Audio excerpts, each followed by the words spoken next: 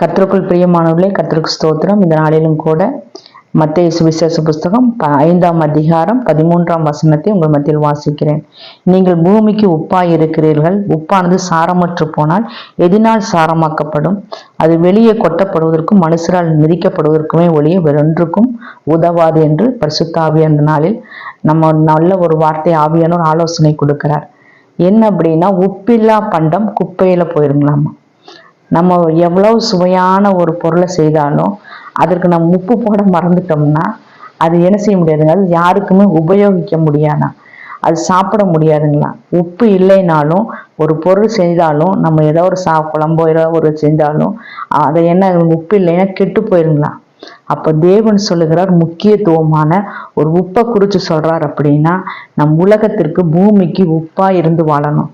அப்படின்னா ஏசப்பா பிள்ளைங்க நாம் எப்படி வாழ்றோம் என்று நிதானிச்சு நாம் பார்க்கணும். நம்ம ஆண்டவருக்கு பிரயோஜனமாய் வாழ்றோமா, ஆண்டவருக்கு உகந்த பாத்திரமா வாழ்றோமா, ஆண்டவருக்கு எப்படி நல்லா நாம் வாழ்கிறோம் என்று நாம் ஒவ்வொரு நாளும் நிதானிச்சு பார்க்கணும். இப்ப பாத்தீங்கன்னா இரவு நேரத்துல எல்லாரும் தூங்குற நேரத்துல பல யோசனைகள் வரும். எல்லா காரியங்களும் நம்ம காலையிலேருந்து என்னென்ன செய்தோம், இல்லை பழைய காரியங்கள் ஏதாவது ஒரு சந்தோஷமான காரியம் ஏதோ நினைச்சிட்டு இருப்போம். அது டக்குன்னு என்ன செய்யும், நம்ம நினைவுக்கு வரும்.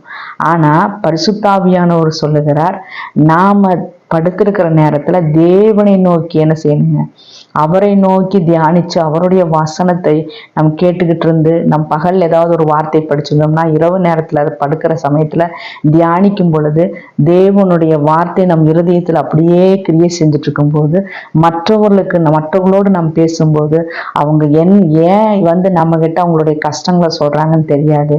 ஏன்னா ஏசப்பா நம்மளை பூமிக்கு உப்பா வைத்திருக்கிறார். அவங்க சொல்லும் பொழுது அந்த வார்த்தை என்ன செய்யுதுங்க, தேற்றுகிற வார்த்தையா இருக்கும்.